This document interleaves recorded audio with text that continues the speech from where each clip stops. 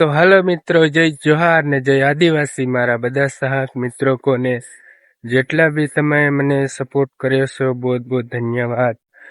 તો મારે ત્યારે જણાવવાનું ખાસ કારણ છે મિત્રો કે આપણે પેલા ખબર 2017માં આપણે ઘરે પૂરો કે એને પેલાની ભાષામાં વાજા બોલતા, વાજા, બેન્ટ વાજા. તો આપણે એના બારામાં વાત કરવાના છે કે પેલા 2017માં પૂરેપૂરો આપણી પાસે સેટઅપ હતો. તો એને બહુ બધા લોકો ખુશ થતા. અને એક મારો પોતે ભાઈ એ મતલબ કે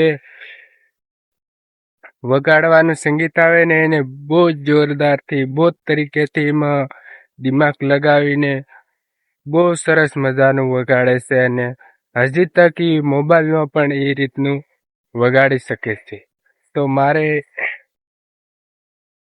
એટલું જ કેવું છે કે એ વાજા હતા ને ત્યાં બધા લોકો, ત્યાં બહુ બધાને ખબર પડતી નહોતી.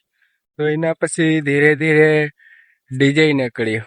તો પછી ડીજે વધારે ચાલવા માંડ્યા ને એ વાજા બંધ થઈ ગયા. તો કારણ કે બધી નવા નવા કલાકારોના સોંગ આવતા જાય, એ પબ્લિકને જોરદાર મજા આવે તો પછી એમાં ડાન્સ કરવા માંડ્યા. કારણ કે એ પણ બહુ સારું છે. તો એ બેટ વાજાનો સેટઅપ તો અત્યારે આપણી પાસે નથી.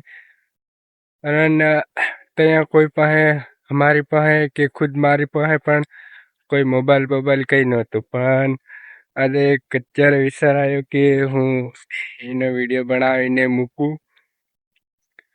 કારણ કે મારા સહાયક મિત્રો કોને પણ પડે ને ખબર, તો એ ભાઈ અત્યારે પણ બહુ એવું ઇન્ટરેસ્ટ છે કે મોબાઈલમાં બહુ સરસ મજાનું સંગીત સુરીલું બજાવે. તો હું તમને જરૂરથી સંભળાવીશ. અને તમારે જોવા હોય ને તો એવા ને એવા સરસ મજાના સંગીત માટે હું વિડીયા એના પણ હું લાવીશ. તો હું તમને પ્લીઝથી આ બ્લોગમાં તમે બનાવ્યો, હું તમને એનું જે સંગીત વગાડે છે એ સંગીતનું હું તમને પૂરું સંભળાવીશ. ને તમારે સાંભળીને કહેવાનું છે કે એ સંગીત કઈ પ્રકારનું અને કઈ ગીતનું છે. તો જરૂરથી મિત્રો કમેન્ટમાં જણાવજો. ને જય જોહાર, જય આદિવાસી. આટલા બ્લોકમાં મારે આટલું જણાવવાનું કારણ હતું. તો તમને સમજાય કે ન સમજાય પ્લીઝ કમેન્ટ કરજો.